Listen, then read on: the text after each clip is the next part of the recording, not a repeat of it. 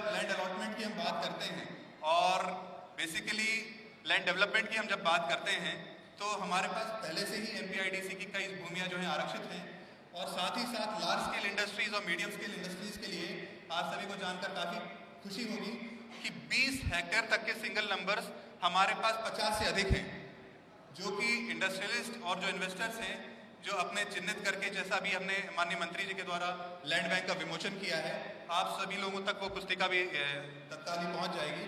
उसमें आप लोग देख सकते हैं कि हमारे पास single use land bank numbers भी हैं जो कि इंडस्ट्रीज के लिए काफ़ी सरल और काफ़ी अच्छे हैं। साथ ही साथ एक जो सबसे महत्वपूर्ण बात मैं कहना चाहूँगा, लीडरशिप के साथ साथ ही एडमिनिस्ट्रेटिव विलिंगनेस हम सभी की इतनी ज़्यादा सतर्क रही है कि चाहे वो वर्तमान में या भविष्य में आने वाले जितने भी प्रोजेक्ट्स हों खुरई के अंतर्गत या आसपास के क्षेत्र में, उन सभी में लैंड अलॉटमेंट और लैंड डेवलपमेंट को लेके यहाँ का प्रशासन हमेशा सजग रहा है। इन्वेस्टर समिट के स्टार्ट में कुछ लोगों से जब मेरी चर्चा हो रही थी, सभी लोगों का कहना था कि it's very easy to run business but the problem is the initial stage, how to start it. तो उसके परिप्रेक्ष्य में ये कहना चाहूँगा कि माननीय मंत्री जी से कुछ दिन पहले डिस्कशन चल रहा था, तो वो एक एग्जाम्पल दे रहे थे कि किस तरह से टाटा इंडस्ट्रीज वो वेस्ट बंगाल से गुजरात के लिए शिफ्ट हुई and his intention was clearly that कि उन्होंने जब टाटा इंडस्ट्रीज ने गुजरात में विजिट किया और अपने लिए लैंड बैंक मांगा तो विद इन सिंगल डे वहाँ की गवर्नमेंट ये अचीव कर पाई कि उनके साथ उनका एग्रीमेंट हो गया and this was a big achievement, जिसकी वजह से टाटा का जो प्लांट था वो वेस्ट बंगाल से गुजरात के लिए शिफ्ट हुआ। So this is the vision of our honourable minister, जो ये चाहते हैं कि लैंड अलॉटमेंट या लैंड डेवलपमेंट को लेके आप सभी इंडस्ट्रियलिस्ट्स को हम इस तरह से सहयोग करें कि हम सिंगल डे में आपके साथ एग्रीमेंट करके बहुत ही तात्कालिक रूप से आपके लिए लैंड अलॉटमेंट उपलब्ध करा दिया जाए।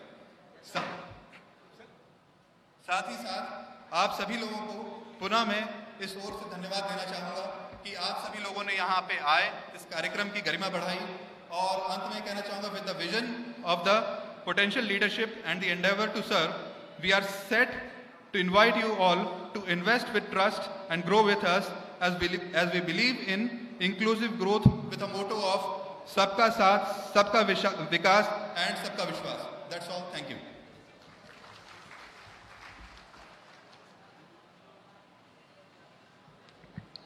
बहुत धन्यवाद तहसीलदार सर खुरई यशवर्धन सिंह जी, जिन्होंने स्वागत उद्बोधन और खुरई के बारे में आपको बताया। और अब सम्मान के साथ हम यहाँ आमंत्रित करना चाहेंगे सम्मानीय कलेक्टर सर सम्मानीय श्री दीपक आर्य जी के लिए कृपया इस अवसर पर अपना उद्बोधन देने का कष्ट करें। सम्मानीय कलेक्टर सर। आज के कार्यक्रम के मुख्य अतिथि और ऐसी शख्सियत जिनके विचार से ये इस कार्यक्रम का आयोजन किया जा रहा है, माननीय मंत्री जी नगरीय विकास एवं आवास, माननीय विधायक जी बीना, जिनके क्षेत्र में अभी माननीय प्रधानमंत्री जी ने एक बहुत बड़ा पेट्रोकेमिकल हब का उद्घाटन किया था, सभी के ध्यान में है, नगर पालिका अध्यक्ष महोदया, सभी सम्मान्य उद्योगपतिगण जो खुरई क्षेत्र से हैं और जो बाहर से आए हुए हमारे अतिथि हैं, अन्य सभी उपस्थित साथीगण, मीडिया के साथी और हमारे साथी अधिकारीगण जो लगातार पिछले काफ़ी दिनों से प्रयास कर रहे हैं इस कार्यक्रम को सफल कार्यक्रम बनाने के लिए। माननीय मंत्री जी के उद्बोधन से पहले और ये कार्यक्रम शुरू होने से पहले बस मैं छोटी सी बातें कुछ चीज़ें आपको बताना चाहूँगा कि उद्योगपति इस बात से सहमत होंगे और ये जैसा कि अभी तहसीलदार उदाहरण बता भी रहे थे कि गुजरात में क्यों शिफ्ट हुआ टाटा का प्लांट, नैनो का प्लांट जिसकी बात हम लोग कर रहे थे, टाटा का दूसरी कार में बन रही है। तो हर उद्योग, जैसे कि आज का हम लोग कार्यक्रम कर रहे हैं तो ये कार्यक्रम जरूर दिख रहा है कि 3 दिन की तैयारियां हैं। बेसिकली ये तैयारियां और एक इंडस्ट्रियल फ्रेंडली एनवायरनमेंट बनाने की जो तैयारियां माननीय मंत्री जी के मार्गदर्शन में काफ़ी लंबे समय से चल रही है। उसके बाद आज हम लोग इस स्तर पर आ पाएँ कि इस कार्यक्रम में आप लोगों को इन्वाइट कर पाएँ, आप लोगों को ऑफर कर पाएँ कि ये ज़मीन है जहाँ पर आप उद्योग लगा सकते हैं। सबसे पहले किसी भी उद्योग को लगाने के लिए आवश्यक होता है एक कंट्रोल लॉ एंड ऑर्डर, मतलब शांति और लोक परिशांति यदि किसी जगह पर है तो वहाँ उद्योग के आने की संभावना शून्य हो जाती है। तो माननीय मंत्री जी के मार्गदर्शन में सबसे पहले जो काम खुरई क्षेत्र में हुआ वो है कि यहाँ पर लॉ एंड ऑर्डर जो है जो आपराधिक तत्व थे उनको ख़त्म किया गया और लोगों का विश्वास आया कि लॉ एंड ऑर्डर इस जगह पर है, जिस कारण से जो उद्योगपति हैं वह शांतिपूर्वक आकर के अपने उद्योगों को स्थापित कर सकते हैं। दूसरा जो महत्वपूर्ण होता है वो होता है रॉ मटेरियल की उपलब्धता। रॉ मटेरियल के लिए आप देखेंगे और एक एनवायरनमेंट के लिए जो फिजिकल एनवायरनमेंट था उसमें एक पानी एक सदैव एक महत्वपूर्ण अवयव एक होता है किसी भी उद्योग के लिए। किसी भी उद्योग के लिए पानी हमेशा महत्वपूर्ण होता है, डायरेक्टली और इनडायरेक्टली। डायरेक्टली यदि पानी नहीं भी लगता है, उसके जो कर्मचारी और जो लोग रहते हैं उनके लिए पानी की आवश्यकता होती है। तो एक डैम का निर्माण यहाँ पर बृहद स्तर पर एक चल रहा है, हनौता डैम का, जो कि जल्दी ही पूरा हो जाएगा और सिंचाई के साधन के साथ साथ पेयजल की सुविधा भी खुरई नगर पालिका क्षेत्र में हो जाएगी। तीसरा जो महत्वपूर्ण जो होता है कि जब भी कभी उद्योग आते हैं तो आवश्यकता होती है कि उनके परिवार को रहने के लिए एक अर्बन स्पेस मिल जाए।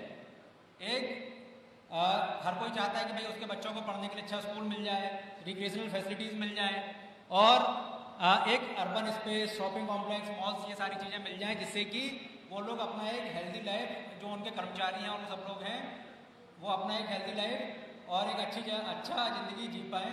ये जो 3 महत्वपूर्ण थे ये माननीय मंत्री जी के मार्गदर्शन में चल रहे हैं। खुरई में जितना विकास पिछले 3 से 4 सालों में हुआ है नगरीय क्षेत्र में, बाकी अन्य क्षेत्रों में मैंने बताया, वो सारे बेसिस हैं, यह सारे बेसिस हैं जो कि डायरेक्टली आपको नहीं दिख रहे हैं। लेकिन ये तैयारी जो मैं बता रहा हूँ कि आज के समय की तैयारी 3 दिनों में नहीं, ये लगभग पिछले 5-7 सालों से चल रही है ये तैयारी, जो आज फलीभूत हो पाई है। और उसके बाद हम लोग एक पूर्ण गारंटी के साथ आपके पास आए हैं कि यदि आप लोग यहाँ पर इन्वेस्ट करते हैं, जो लैंड बैंक हम आपको बता रहे हैं, इन लैंड में से कोई लैंड यदि आप चुनते हैं तो उसमें आपको सारी सुविधाएं मिलेंगी और आप लोग फ्री एंड फेयर वे में, जो बगैर किसी कोशिश करेंगे कि जो भी हमारी सारी एमपीआईडीसी की टीम भी यहाँ पर है, तो बगैर किसी ब्यूरोक्रेटिक हिंड्रेंस के, जो रेटिविज्म जिसको हम लोग बोलते हैं, बगैर उसके आपको शीघ्र आप जो ज़मीन चुनेंगे उसको हम लोग उपलब्ध आपको करवा पाएँ। और देखिए, एक जो बहुत महत्वपूर्ण चीज़ मैं भूल गया बोलने में, चौथी चीज़, जो चौथा कंपोनेंट जो था इंडस्ट्रीज के लिए, वो था कनेक्टिविटी। कनेक्टिविटी के मामले में आप लोग देखेंगे क्योंकि हर मामले में खुरई हर जगह से कनेक्टेड है। जो भोपाल वाला रोड है उसका भी अभी माननीय मंत्री जी ने उसका अनुमोदन करवा लिया है। मुझे लगता है जल्दी ही वो रोड भी आपकी बनना प्रारंभ हो जाएगी, उसकी स्वीकृति भी हो चुकी है। जो राहतगढ़, भोपाल रोड से राहतगढ़ से और खुरई का डायरेक्टली ये जो रोड डायरेक्टली आपको 4 लेन पे मालथान में जोड़ेगा। तो मतलब चारों तरफ से कनेक्टिविटी खुरई की है। रेल रोड वाली कनेक्टिविटी भी है। साथ में भविष्य में यदि सब कुछ अच्छा होगा तो एयर कनेक्टिविटी भी यहाँ पर आएगी, वो एक टाइम का बात है। लेकिन रेल रोड कनेक्टिविटी जो आवश्यक है उद्योगों के लिए, वो अभी तक यहाँ पर की जा चुकी है। तो मेरा आप सभी से अनुरोध है कि इस समिट में जो एक आयोजन है, एक बार जरूर देखिए। आपकी सुविधा के लिए एक लैंड बैंक हम लोगों ने तैयार किया है, ये आपके पास हमेशा रहेगा। जब भी आपको लगे कि आपकी आवश्यकता है या हम लोग इन्वेस्ट कर सकते हैं किस प्रकार के उद्योग, जो हम हमारे आगे के प्रेजेंटेशन में आप लोग देखेंगे कि बीपीसीएल से एक प्रेजेंटेशन रहेगा। बीपीसीएल वाले बताएंगे कि क्या क्या चीज़ें, क्या क्या बाय प्रोडक्ट्स उनके होंगे जिन पर आधारित उद्योग हम लोग लगा सकते हैं। एक कृषि आधारित उद्योग का मैंने बताया कि कृषि के लिए खुरई पहले से बहुत प्रसिद्ध है। जो सरबती गेहूँ है खुरई क्षेत्र का, वो पूरे भारतवर्ष में उसको भेजा जाता है। तो एग्रीकल्चर प्रोडक्ट्स का एक संभावनाएं बहुत हैं। बीपीसीएल का जो आधारित पेट्रोकेमिकल बेस्ड जो प्रोडक्ट्स हैं उनकी संभावनाएं बहुत हैं।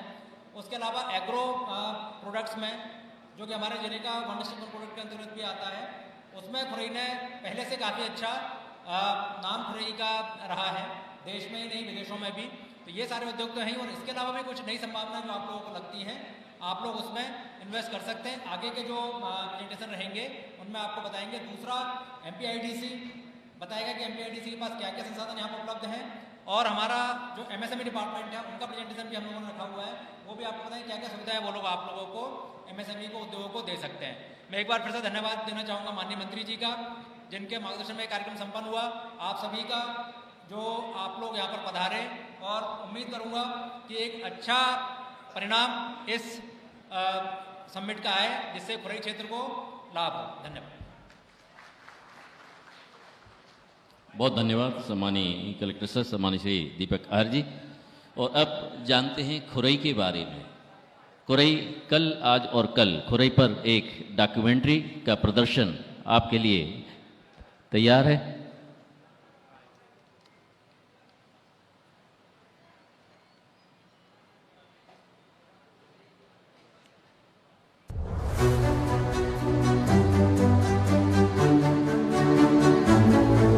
मध्य प्रदेश के सागर संभाग में आता है खुरई क्षेत्र। वीरों की धरती बुंदेलखंड का वो भाग जो अद्भुत डोहेला महोत्सव के लिए जाना जाता है। संस्कृति की छटा के साथ साथ खुरई क्षेत्र अपने शरबती गेहूं और कृषि यंत्रों के कारण देश और दुनिया में प्रसिद्ध है।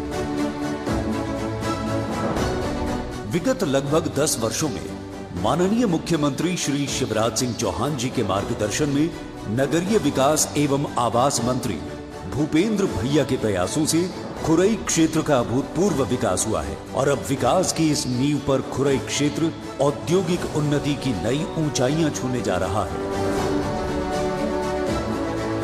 खुरई क्षेत्र को मिली है ऐसी 2 महत्वपूर्ण और बड़ी परियोजनाओं की सौगात जो यहां के विकास को नए आयाम तक लेकर जाएंगी। वो परियोजना जिनका नाम है बीना रिफाइनरी में पेट्रोकेमिकल्स कॉम्प्लेक्स परियोजना और बीना नदी परियोजना। ये बड़ी परियोजनाएं खुरई क्षेत्र में औद्योगिक विकास के लिए एक स्वर्णिम अवसर है। बीना नदी परियोजना का उद्घाटन माननीय मुख्यमंत्री श्री शिवराज सिंह चौहान जी ने किया था। इस परियोजना के पूर्ण होने पर खुरई क्षेत्र के किसानों की सिंचाई की समस्या तो खत्म होगी ही, साथ ही खुरई क्षेत्र में पेयजल का संकट भी जड़ से समाप्त हो जाएगा। औद्योगिक क्षेत्र को निर्बाध गति से पानी की आपूर्ति भी बीना नदी परियोजना के माध्यम से मिल पाएगी। बीना रिफाइनरी में पेट्रोकेमिकल्स कॉम्प्लेक्स परियोजना का उद्घाटन तो स्वयं हमारे देश भारत के यशस्वी प्रधानमंत्री श्री नरेंद्र मोदी जी ने किया है।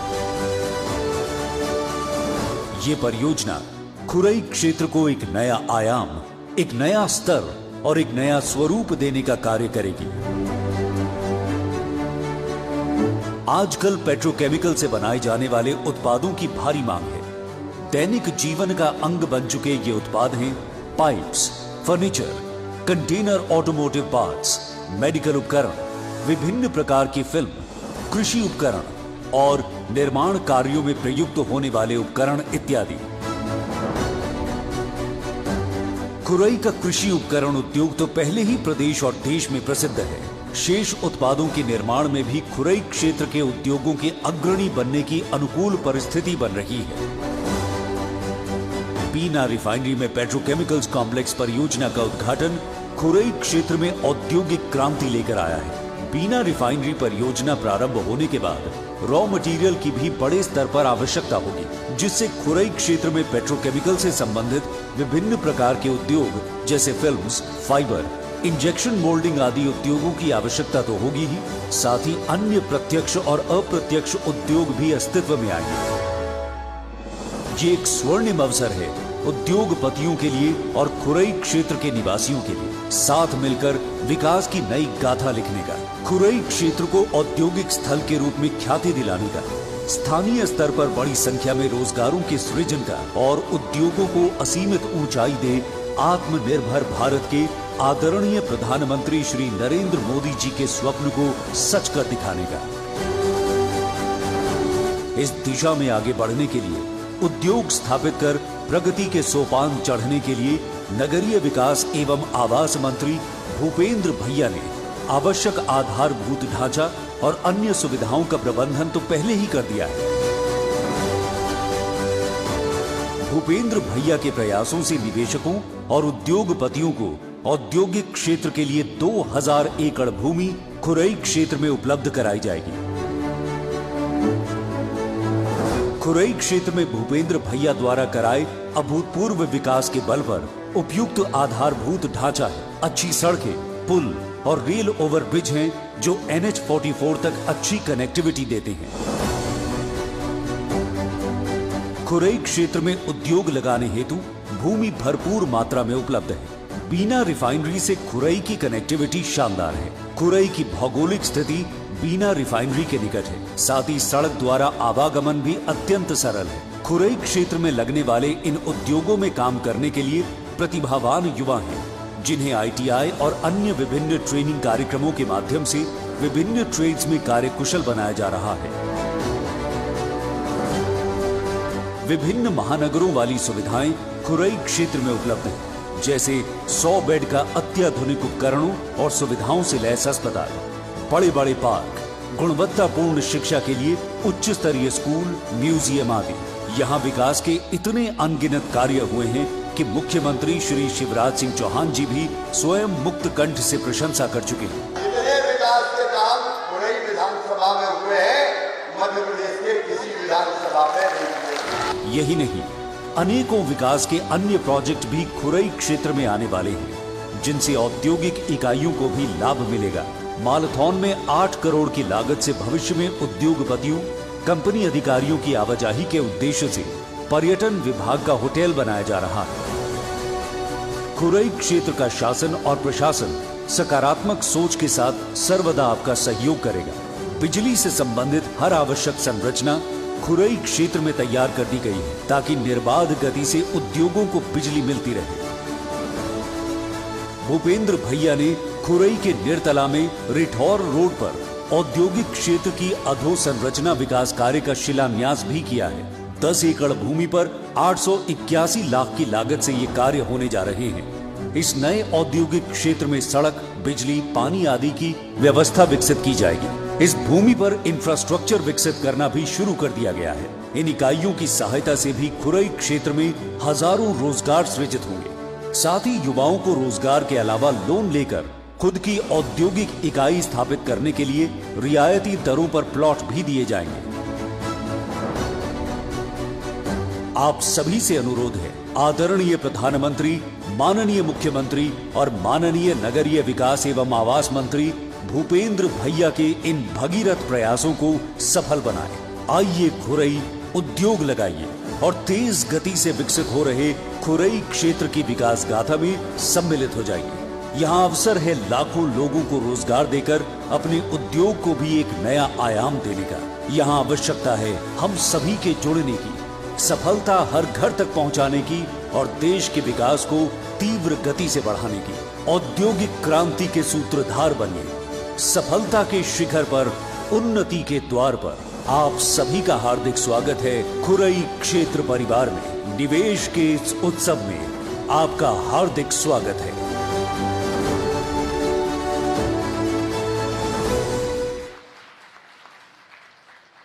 खुरई पर आधारित ये डॉक्यूमेंट्री जिसको अभी प्रदर्शित किया गया, और निश्चित रूप से जब उद्योग आएंगे खुरई में तो युवाओं को प्रत्यक्ष रूप से रोजगार मिलेगा और खुरई के निवासियों के लिए अप्रत्यक्ष रूप से भी रोजगार मिलेगा।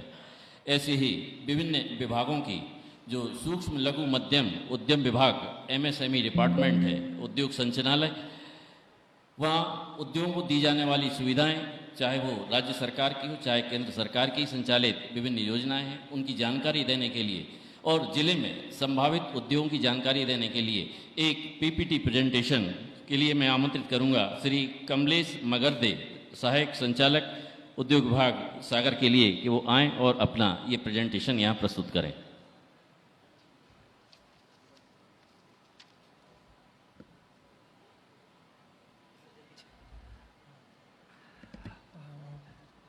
सम्मानित माननीय मंत्री जी, माननीय विधायक जी, माननीय नगरपालिका अध्यक्ष महोदय, हमारे आदरणीय कलेक्टर सर एवं हमारे सभी सम्माननीय उद्योगपति, निवेशक, हमारे बैंकर्स बंधु और प्रेस के सभी सहयोगों का हम लोग इस कार्यक्रम में इन्वेस्टर समिट में MSME विभाग की तरफ से बहुत बहुत स्वागत करते हैं। एक संक्षिप्त परिचय में MSME विभाग द्वारा चलाई जा रही गतिविधियों का आपके समक्ष प्रस्तुत करूंगा। वर्तमान में हमारे सागर जिले में लगभग 570 MSME इकाइयां हैं, जिसके माध्यम से हम लोग लगभग 10,000 से अधिक डायरेक्ट और इनडायरेक्ट एम्प्लॉयमेंट जनरेट कर रहे हैं। हमारे यहाँ मुख्यतः जो इकाइयां हैं वो खाद्य प्रसंस्करण, क्योंकि हमारा कृषि प्रधान ज़िला है इसलिए हमारे यहाँ पे मेनली कृषि आधारित उद्योग हैं। इसके अलावा हम लोग यहाँ भी खुरई में बैठे हैं जो अपने आप में कृषि यंत्रों के लिए प्रसिद्ध हैं, तो उसकी बहुत सारी इकाइयाँ हैं। इसके अलावा फैब्रिकेशन की, फर्नीचर की, इस तरह के हमारे यहाँ पे लगभग 600 इकाइयाँ, औद्योगिक इकाइयाँ MSME की हैं। MSME विभाग के अंतर्गत लैंड बैंक के रूप में वर्तमान में हमारे पास 3 इंडस्ट्रियल एरिया है, सुभाष नगर, जो सागर में है, इसके अलावा बीना में है, और तीसरा औद्योगिक क्षेत्र हमारा रहली में ग्रामीण कर्मशाला के रूप में है। यदि हम नए लैंड बैंक की बात करें तो हमारे यहाँ पर अभी जो वर्तमान में फर्नीचर क्लस्टर के लिए सिद्धगुआ में हमारे पास 21 हेक्टेयर भूमि उपलब्ध हुई है। इसके अलावा खुरई में हमारे यहाँ रिठौर में माननीय मंत्री जी द्वारा 22 सितंबर को ही लगभग 10 एकड़ औद्योगिक क्षेत्र का अधोसंरचना विकास कार्यों का शुभारंभ किया गया है। उसके लिए हम लोग माननीय मंत्री जी का हृदय से धन्यवाद देते हैं। इसके अलावा रहली क्षेत्र में हमारे यहाँ पटना ककरी में भी एक नया औद्योगिक क्षेत्र शीघ्र ही विकसित हो जाएगा। इसके साथ विभाग अन्य औद्योगिक क्षेत्रों के लिए भी निरंतर प्रयासरत है। तो ग्राम बाचलौन में, इसी तरह फतेहपुर बंडा में, सागर के सिद्धगुआ में और खेजराबाग, इनके भी भूमि अधिग्रहण की कार्यवाही कार्यरत प्रचलन में है। एमएसएमई विभाग में भू आवंटन की प्रक्रिया पूर्णतः ऑनलाइन माध्यम से है, और यदि आप मध्यम श्रेणी की इकाई यानी 10 करोड़ से ज़्यादा यदि आपका प्लांट एंड मशीनरी में इन्वेस्टमेंट है, उसके लिए आप निवेश करना चाहते हैं तो फर्स्ट कम फर्स्ट सर्व के हिसाब से आपको भूमि राज्य शासन के अनुमोदन उपरांत मिल सकती है।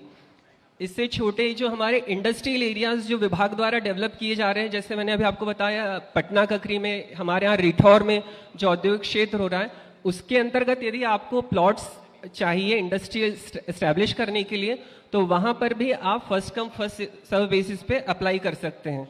रिठौर में हमारे यहाँ पर खुरई में 5000 स्क्वायर फीट के एरिया के प्लॉट्स अभी वर्तमान में जो हम लोग लगभग 3-4 महीने में वो हमारे इंडस्ट्रियल एरिया का इंफ्रास्ट्रक्चर डेवलप हो जाएगा, उसके बाद वे प्लॉट उपलब्ध रहेंगे।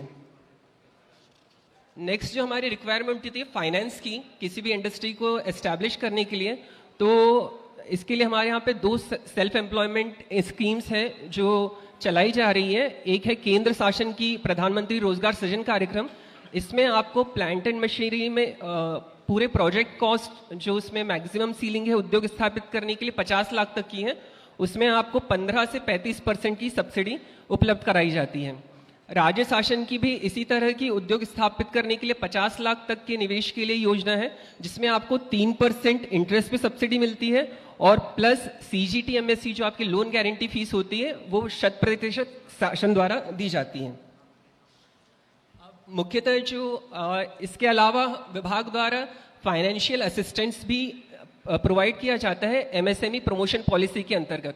इसमें आपको जो किया गया निवेश है उसमें आपको लगभग 40 से 52% तक का आपको निवेश पर अलग अलग श्रेणियों में आपको उसकी सब्सिडी उपलब्ध कराई जाती है।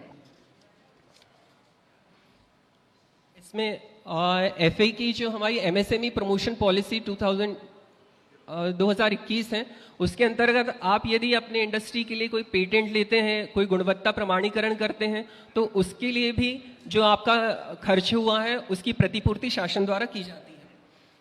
इसके बाद यदि आप अपना कोई प्राइवेट लैंड पे इंडस्ट्री डेवलप करते हैं तो उसके कनेक्टिविटी के लिए यदि आप कोई इंफ्रास्ट्रक्चर डेवलप करते हैं, आप सड़क बनाते हैं या फिर इलेक्ट्रिसिटी सप्लाई वहां तक करते हैं, तो उसमें जो भी निवेश किया गया है उसमें अधिकतम 25 लाख तक की भी प्रतिपूर्ति शासन द्वारा की जाती है।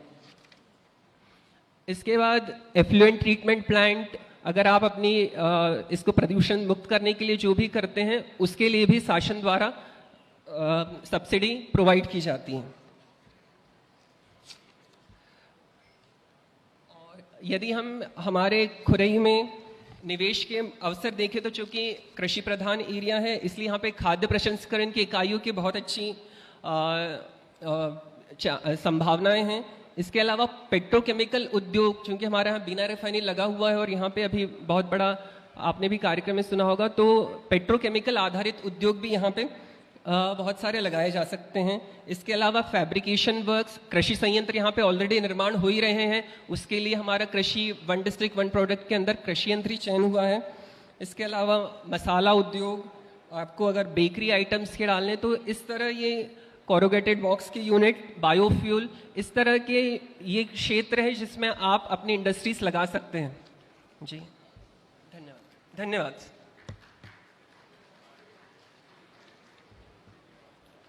धन्यवाद श्री कमलेश मकर्दी जी, जो विभिन्न योजनाओं में क्या सुविधाएं उद्योगों के संबंध में प्राप्त होती हैं इसके बारे में जानकारी दे रहे थे। और अब मैं आमंत्रित करूंगा श्री अनिल द्विवेदी जी, सहायक संचालक MSME भोपाल से, जो क्लस्टर के बारे में अपना प्रेजेंटेशन देंगे। श्री अनिल द्विवेदी जी।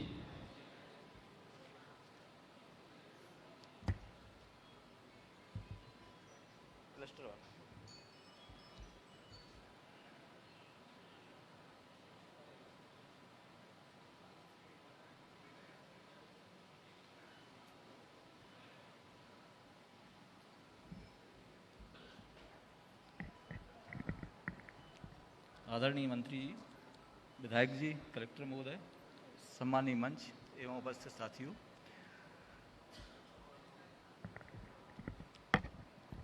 MSME विभाग द्वारा वर्ष 1921 में एक नवीन क्लस्टर नीति लाई गई थी। एक नवीन क्लस्टर नीति लाने का मुख्य उद्देश्य ये था कि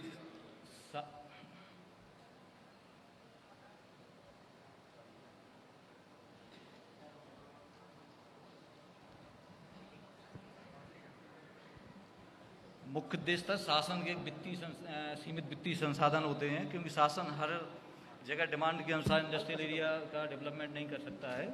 तो एक तो सीमित वित्तीय संसाधन के कारण, दूसरा ये भी हम लोगों ने अनुभव किया था कि स्थानीय मांग के अनुसार जो क्लस्टर विकास होता है वो उसके सक्सेसफुल होने की संभावना ज़्यादा होती है, बशर्ते यदि हम लोग अपने शासन किसी स्थान का चयन करके करता है, उसकी जगह यदि स्थानीय आवश्यकता अनुसार करते हैं तो उसका सक्सेसफुल रेट ज़्यादा है। तो उसका उद्देश्य ये भी था। और तीसरा पॉइंट ये था कि शासन और जो उद्यमी हैं उनकी सहभागिता इसमें रहती है। तो ये तीन मुख्य उद्देश्यों को ध्यान रखते हुए हम लोगों ने एक क्लस्टर डेवलपमेंट पॉलिसी बनाई थी। ये पॉलिसी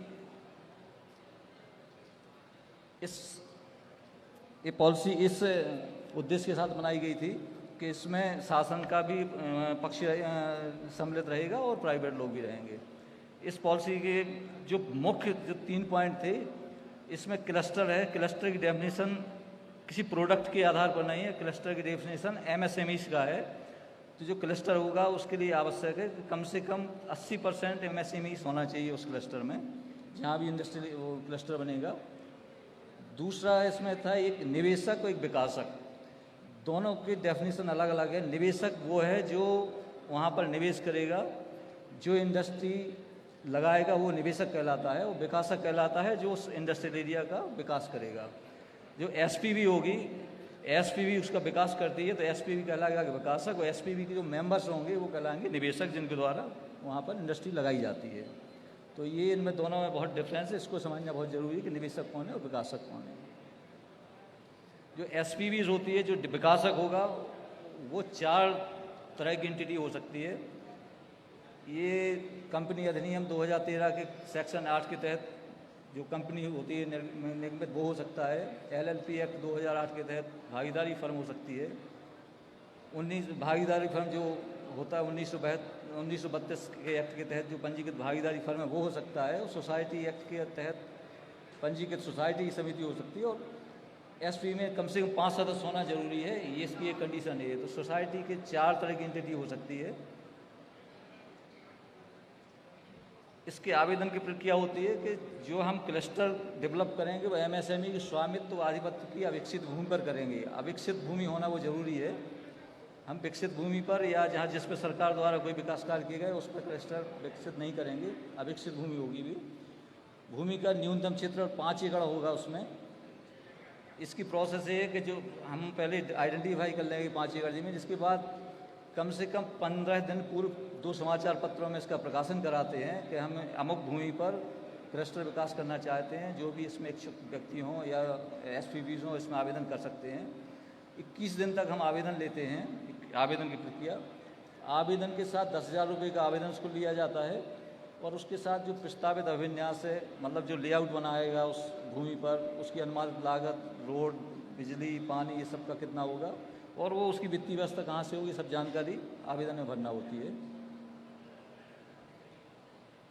आवेदन शुल्क 10,000 रुपये होता है, जो राशि लगती है उसके साथ में। दूसरा होता है इसमें जो सुरक्षा निधि के रूप में देना होता है, वो जो टोटल एरिया है उसमें जो अलॉटेबल लैंड होती है, क्योंकि जो एरिया हमारे पास आया उसमें कुछ रोड या एम्यूनिटी की ज़मीन निकल जाती है, जो अलॉटेबल लैंड होगा उसकी 10% जो कलेक्टर गाइडलाइन का संचित भूमि का है उसका 10% सुरक्षा निधि के रूप में देना होता है राशि। लेकिन जो राशि सुरक्षा निधि के रूप में दी जाती है वो हम आगे जाके निवेशकों को जब आवंटित कर दें उसके साथ समायोजित कर देते हैं, उसको एडजस्टमेंट कर देते हैं। परंतु यदि टाइम से क्लस्टर का डेवलपमेंट नहीं होता है तो फिर वो सुरक्षा निधि राजसात हो जाती है। निराकरण की प्रक्रिया तो ये प्रक्रिया है, हम लोगों की इंटरनल प्रक्रिया होती है।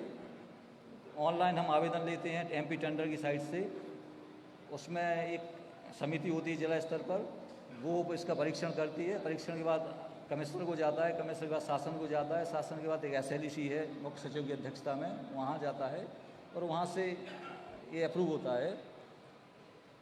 इसमें एक और होता है कि जो डेवलपर होता है वो शासन से राशि की मांग भी कर सकता है। मान लीजिए यदि 5 एकड़ से 10 एकड़ के बीच का क्लस्टर बन रहा है तो जो डेवलपमेंट चार्ज है उसका कॉस्ट है उसका 50% या 2.5 करोड़ अधिकतम। यदि 10 एकड़ से ज़्यादा है तो 15% या 5 करोड़ अधिकतम इसके अंदर वो डिमांड करता है सरकार से। तो यदि एक से अधिक आवेदन आते हैं तो जो डिमांड जिसकी कम होती है उसको हम स्वीकृत करते हैं, और यदि डिमांड सेम आएगी तो फिर जो लॉटरी के माध्यम से चयन करते हैं। और विकासक को एक कंडीशन और होती है कि 2 वर्ष में विकास कार्य पूर्ण करना होता है SPV को। 2 वर्ष के अंदर नहीं करता तो फिर राजसात हो जाता है उसकी पूरी। जब विकासक 2 साल में पूरा कर लेता है विकास, तो फिर वो DTIC में एक अपना आवेदन देता है कि इस निवेशक को आप लीज कर दीजिए। इसमें कंडीशन एक है, जो निवेशक होगा वो SPV का सदस्य होना अनिवार्य है। तो जो विकासक होगा जिसके लिए सहमति देगा उसी के लिए DTIC उसके साथ लीज करेगा। और जो प्रव्याजी भूभाटक है, जो प्रिवेलिंग रूल है उसके अनुसार निवेशक द्वारा शासन को दिया जाएगा। प्रव्याजी कितना है, इसका प्रव्याजी औद्योगिक प्रयोजन के लिए संचित भूमि हित कलेक्टर गाइडलाइन का 25% देना होता है। अच्छा, 25% व्यावसायिक और वेयर हाउसिंग प्रयोजन के लिए जो दर है उसके अनुसार देना होता है, और आवासीय प्रयोजन के लिए आवासीय प्रयोजन की दर से देना पड़ता है। और भूभाटक प्रव्याजी का 2% होता है। ये जो मैंने बताया 5 एकड़ से 10 एकड़ तक के लिए 50% अधिकतम 2.5 करोड़, भूमि 10 एकड़ से अधिक होने 15%। Thank you sir.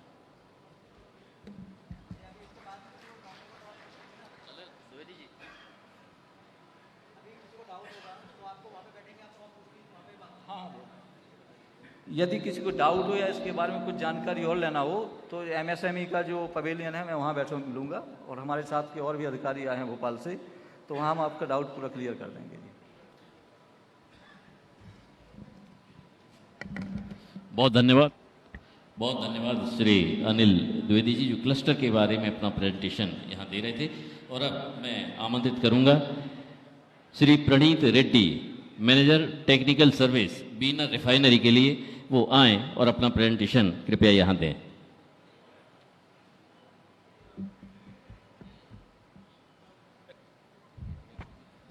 Respected Minister Sir, Senior Government Officials और एमिनेंट पर्सनालिटीज़, मैं प्रणीत रेड्डी BPCL की ओर से आप सबका धन्यवाद देता हूं कि ये अपॉर्चुनिटी दिया गया है। मैं अपने प्रेजेंटेशन में को 3 सेक्शन में डिवाइड करता हूं। पहला, पेट्रोकेमिकल कॉम्प्लेक्स आने से क्या बेनिफिट्स होंगी, और इस रीजन को कैसे प्रोडक्ट्स मिलेंगे। उसके बाद पेट्रोकेमिकल कॉम्प्लेक्स से कौन से प्रोडक्ट बनेंगे, और वो जो प्रोडक्ट्स बनेंगे उससे क्या क्या बना सकते हैं। फाइनली मैं एक रनिंग इंडस्ट्री आपको जस्ट एक झलक दिखाने के लिए प्रेजेंट करता हूँ। सबसे पहले जैसे मैंने बोला बेनिफिट्स देखते हैं। हम सब लोग इधर इकट्ठा हुए हैं, उसी से हमें पता चलता है कि हम कितना सीरियस है डाउनस्ट्रीम में इन्वेस्टमेंट करने का और डाउनस्ट्रीम इंडस्ट्रीज लगाने के लिए। तो ये बेनिफिट तो आज से ही चालू हो गया। इससे जो जॉब क्रिएशन होगा वो इस रीजन के डेवलपमेंट के लिए ही होगा। और जो गवर्नमेंट का लगाने का ये रीजन को डेवलप करने के लिए एज ए पेट्रोकेमिकल और पेट्रोकेमिकल इन्वेस्टमेंट रीजन, वो भी साकार होगा। और जब पेट्रोकेमिकल कॉम्प्लेक्स कमीशन होगा, उससे रिफाइनरी में भी एम्प्लॉयमेंट और दुगना होगी। तो ऐसा क्या डेवलपमेंट, ऐसा क्या बेनिफिट मिलेगा इस रीजन को? अभी तो जो इंडस्ट्रीज है, डाउनस्ट्रीम इंडस्ट्रीज बाहर से, जैसे हरियाणा, पंजाब से हो गया या गुजरात से, अपना पेट्रोकेमिकल के बाई प्रोडक्ट्स यहाँ मंगवाते हैं और उनका अवेलेबिलिटी भी 100% नहीं रहता।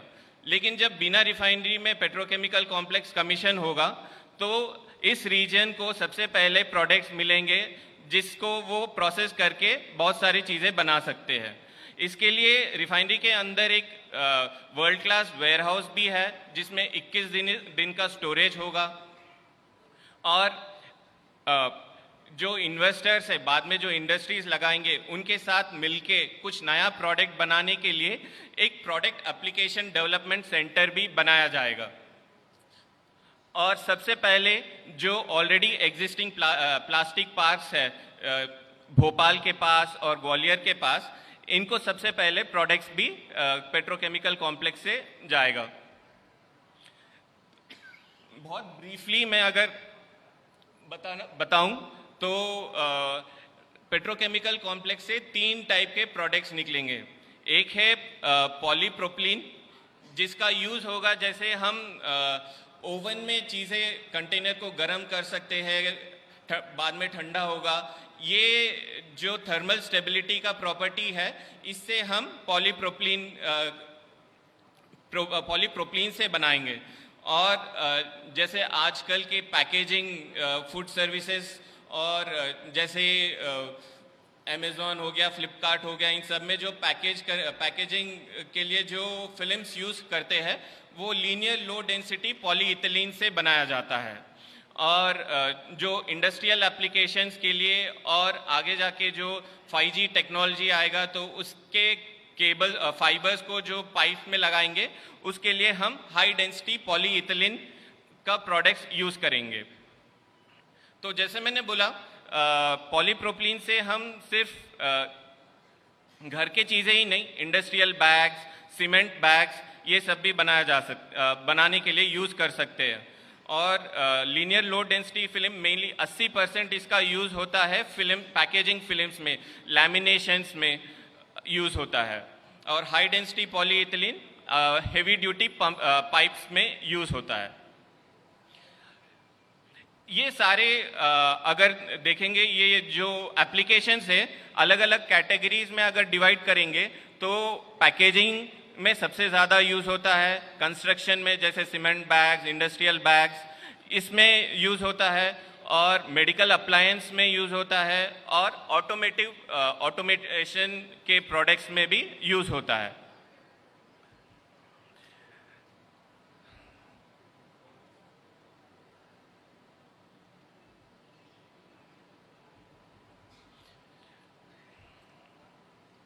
और जो पेट्रोकेमिकल कॉम्प्लेक्स से बाहर निकलते हैं, वो प्रोडक्ट्स को 6 कैटेगरी में हम बनाते हैं, जिसको एक से एक है फिल्म्स, जिससे मैं बार बार बता रहा हूँ, ग्रॉसरी बैग्स, ऐसी चीज़ें, लैमिनेशन ऐसे बना सकते हैं। राफिया, जिससे हम सीमेंट बैग्स के बनाने में यूज़ करेंगे। घर के चीज़ों को बनाने के लिए इंजेक्शन मोल्डिंग का यूज़ करेंगे। और इंडस्ट्रियल अप्लायंसेस जैसे 50 लीटर के कैन हो गए या उससे भी ज़्यादा, उसके लिए ब्लो मोल्डिंग। और हाई प्रेशर पाइप्स बनाने के लिए और अदर एप्लीकेशंस में गाड़ी के पार्ट्स बनाने में यूज़ करेंगे।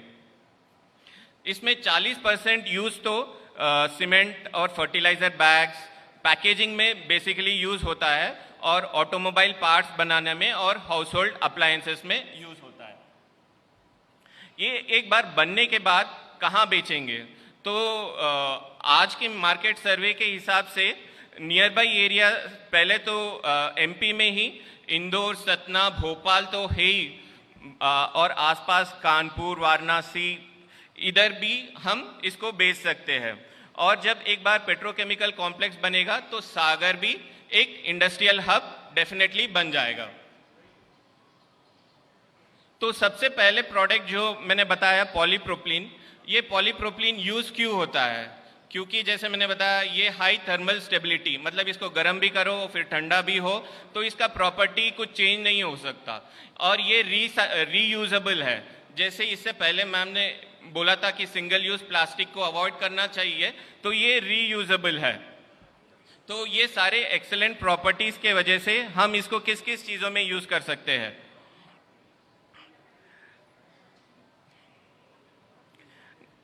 इसको BOPP बायोएक्सियल ओरिएंटेड पॉलीप्रोपिलीन फिल्म्स, जो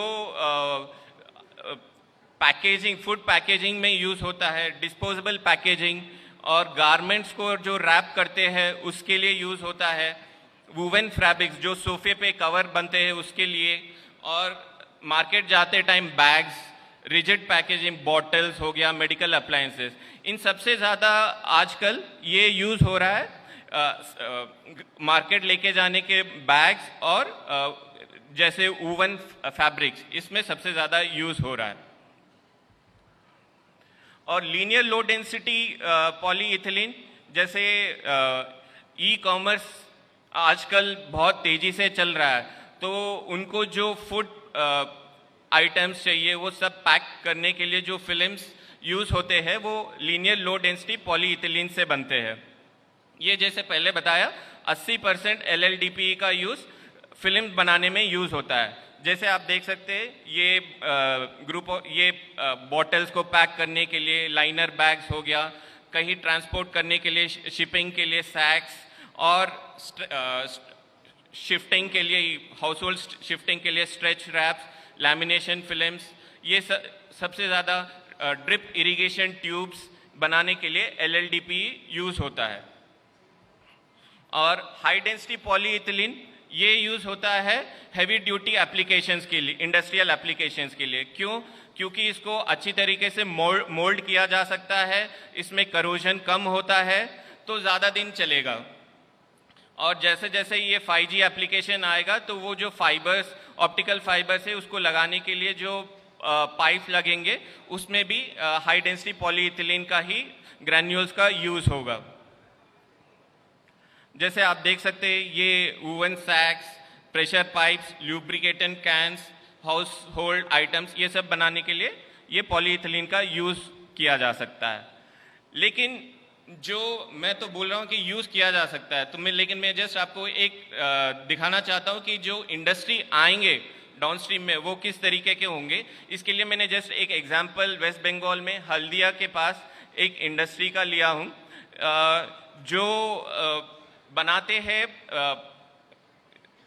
वो राइस के जो राइस को स्टोर करने के लिए जो बैग्स यूज होते हैं उसको बनाने के लिए ये इंडस्ट्री है। पहले जैसे आप देख सकते हैं जो ग्रैन्यूल्स जो पेट्रोकेमिकल कॉम्प्लेक्स से आएगा वो फर्स्ट फोटो में जो दिख रहा है वैसे ग्रैन्यूल्स फॉर्म में आएंगे, उसको गर्म करके खींच के मतलब एक्सट्रूडर में उसको लेंथ बढ़ा के फिर ठंडा करके उसको एक शीट जैसे बनाते हैं। फिर उस शीट को जिस स्ट्रेंथ का, मतलब ऐसा नहीं कि इजीली फट जाए, वो स्ट्रेंथ और थिकनेस उसके हिसाब से ये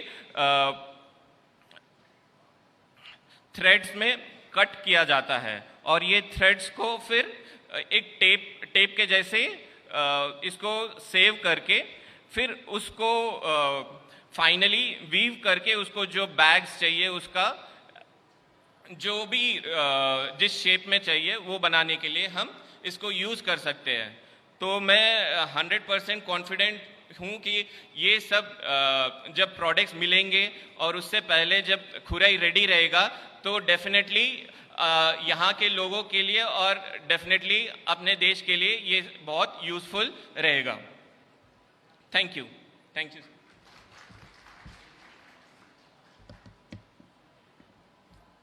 बहुत धन्यवाद श्री प्रणीत रेड्डी जी, जो मैनेजर टेक्निकल सर्विस हैं, और बीना रिफाइनरी पर आधारित ये उनका प्रेजेंटेशन था। और अब आपके समक्ष मध्य प्रदेश के औद्योगिक परिचय पर आधारित एक शॉर्ट फिल्म का प्रदर्शन यहाँ किया जा रहा है। मध्य प्रदेश का औद्योगिक परिचय।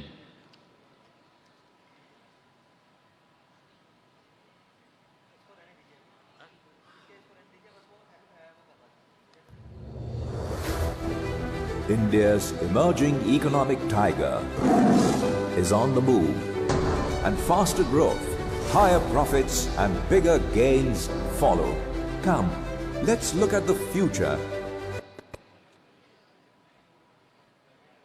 चलिए, एमपीआईडीसी का प्रेजेंटेशन के लिए मैं यहाँ आमंत्रित कर रहा हूँ श्री आनंद टेम्बरे जी, जो मैनेजर एमपीआईडीसी हैं, वो अपना कृपया प्रेजेंटेशन दें।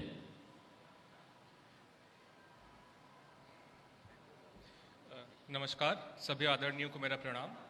मेरा नाम आनंद टेम्बरे है, प्रबंधक एमपीआईडीसी भोपाल। आज इस संक्षिप्त प्रस्तुतिकरण में हम मध्य प्रदेश का औद्योगिक परिक्षेत्र, हमारे जो इंसेंटिव्स हैं वो, और खुरई क्षेत्र में एमपीआईडीसी के जो लैंड बैंक उपलब्ध है उसके बारे में जानकारी देखेंगे।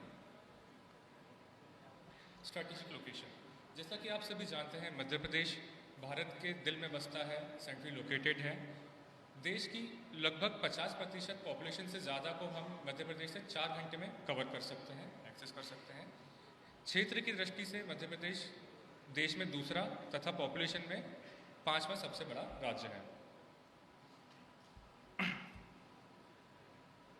इंडस्ट्री इकोसिस्टम के बारे में जानते हैं। मध्य प्रदेश में 1.25 लाख एकड़ से ज़्यादा का लैंड बैंक हमारे पास इंडस्ट्रीज के लिए उपलब्ध है। 96 इंडस्ट्रियल एरियाज डेवलप्ड हैं तथा 13 प्रपोज इंडस्ट्रियल एरियाज हैं। इंडस्ट्रीज़ के लिए जल में 1000 मिलियन क्यूबिक मीटर से ज़्यादा का जल इंडस्ट्रीज़ के लिए उपलब्ध है तथा 24/7 स्टेबल पावर सप्लाई भी है।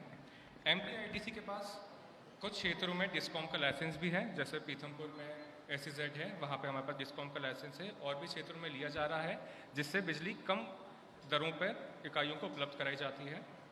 कनेक्टिविटी में मध्य प्रदेश में 5 कमर्शियल एयरपोर्ट्स तथा 26 एयर स्ट्रिप्स हैं। 3 लाख किलोमीटर से ज़्यादा का हमारे पास रोड नेटवर्क है तथा north south and east west corridor MP से गुजरते हैं। हमारे पास 6 आईसीडीज इनलैंड कंटेनर डिपोज हैं, जिसे ड्राई पोर्ट भी कहा जाता है, जिससे एक्सपोर्ट सुगमता से होता है। मालनपुर ग्वालियर, मंडीदीप भोपाल, पवारखेड़ा इटारसी, खेड़ा टीही धन्नड़ इंदौर में हमारे पास यह उपलब्ध है। रिसोर्स, एशिया का सबसे थिकेस्ट कोल सीम बेड हमारे पास उपलब्ध है। कोल, लाइमस्टोन, कॉपर, मैग्नीज, डोलोमाइट प्रचुर मात्रा में है। देश में सबसे ज़्यादा माइंस मध्य प्रदेश के पास है, और एग्रीकल्चर की दृष्टि से देखा जाए तो 11 एग्रो क्लाइमेटिक जोन्स हमारे पास हैं। ईज ऑफ डूइंग बिजनेस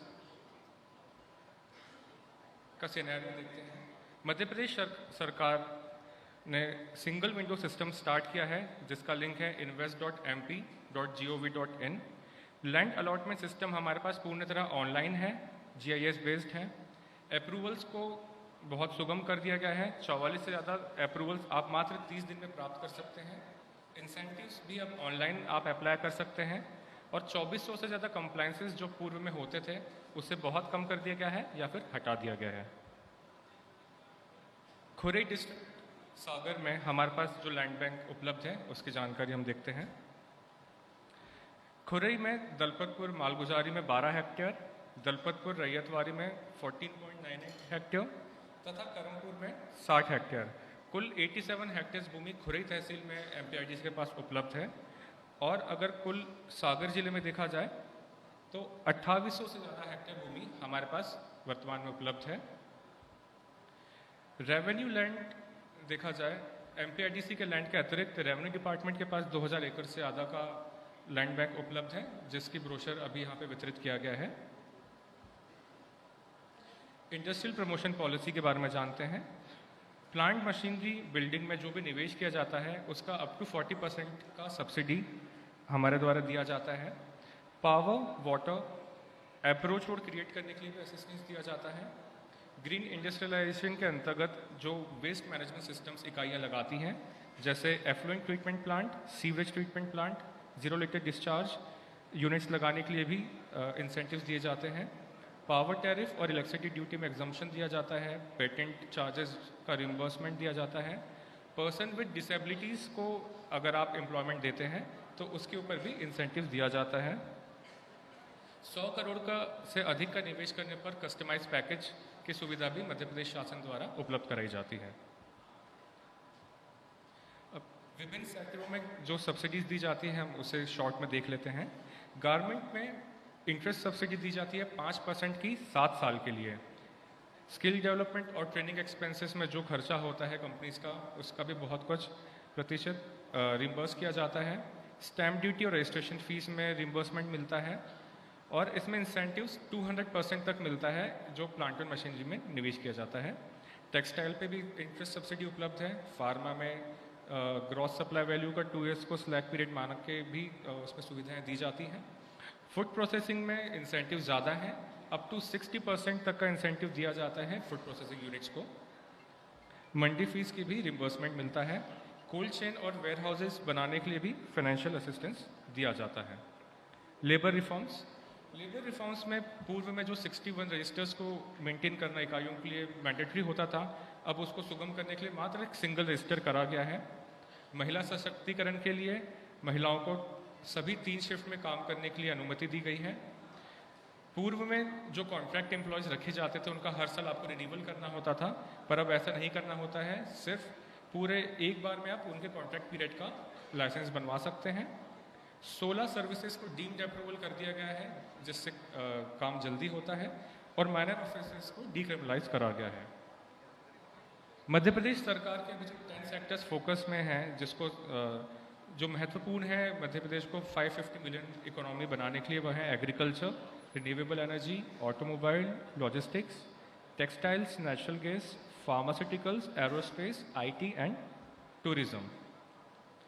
चूँकि Madhya Pradesh agriculture focus state है, अब हम यहाँ के फूड प्रोसेसिंग इंडस्ट्रीज के बारे में जानते हैं।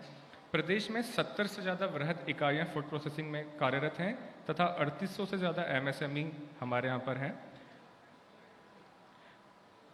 हमारे पास 4 जीआई टैग भी हैं, ऑरेंज चिन्नौर राइस के लिए, कड़कनाथ और रतलामी सेब के लिए। मध्य प्रदेश को लगातार 7 बार कृषि कर्मण अवार्ड से भी नवाजा गया है। प्रमुख एग्रीकल्चर इंडस्ट्रीज जो हमारे यहाँ पर हैं वह है Parle agro, Dabur, Adani, ITC, Hershey's, Mondelez and Capital Foods. 3 national research centres भी हमारे यहाँ पे हैं फूड प्रोसेसिंग से related. Central Institute of Agriculture Engineering Bhopal में है, Indian Institute of Soybean Research Sehore and Indian Institute of Soil Science Bhopal में है। टेक्सटाइल्स और गारमेंट का परिवेश जानते हैं। मध्य प्रदेश विश्व का 24% तथा देश का 43% ऑर्गेनिक कॉटन का प्रोडक्शन करता है।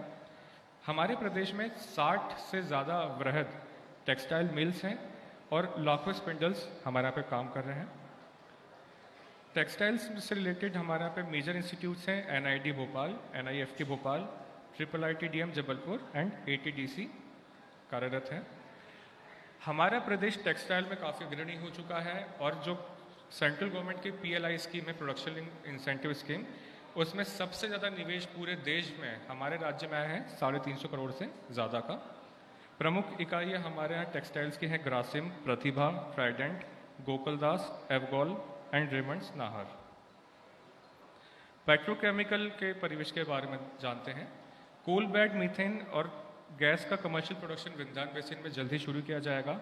जैसा कि आपने अभी पूर्व के प्रेजेंटेशन में देखा बीना रिफाइनरी का, जो उसका नया पेट्रोकेमिकल कॉम्प्लेक्स का इनॉग्रेशन माननीय प्रधानमंत्री जी के कार्यक्रमों द्वारा किया गया है, उसमें लगभग 49,000 करोड़ का निवेश होगा और 40,000 से ज़्यादा लोगों को रोजगार मिलेगा।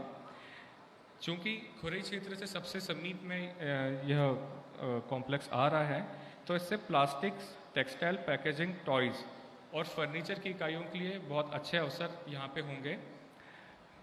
एग्जीबिशन एरिया में हमारे स्टॉल लगा है, MPIDC का स्टॉल है, और अधिक जानकारी के लिए आप हमसे वहाँ पर संपर्क कर सकते हैं। धन्यवाद।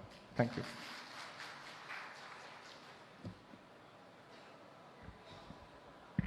बहुत धन्यवाद श्री आनंद टेम्बरे जी, जो मैनेजर MPIDC थे और अपना प्रेजेंटेशन दे रहे थे।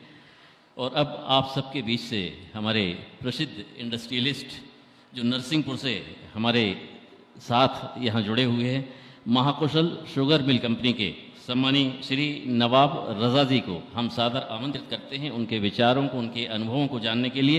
एक बार जोरदार करतल ध्वनि से हम उनका स्वागत करें। आए श्री नवाब रज़ा जी।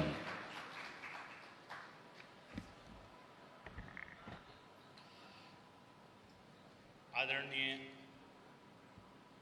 मुख्य अतिथि, मंत्री, प्रसिद्ध मंत्री भूपेंद्र सिंह जी, सम्मानीय मंच, एंटरप्रेन्योर्स, खुरई और सागर के व्यापारी, इंडस्ट्रियलिस्ट, सब लोगों को नमस्कार। मैं अपनी छोटी सी यात्रा के बारे में बताना चाहूँगा। उसका उद्देश्य सिर्फ ये है कि नए लोगों को नया बिजनेस शुरू करने के लिए उनको समझ में आए कि कैसे बिजनेस करना चाहिए या कैसे बिजनेस हो सकता है।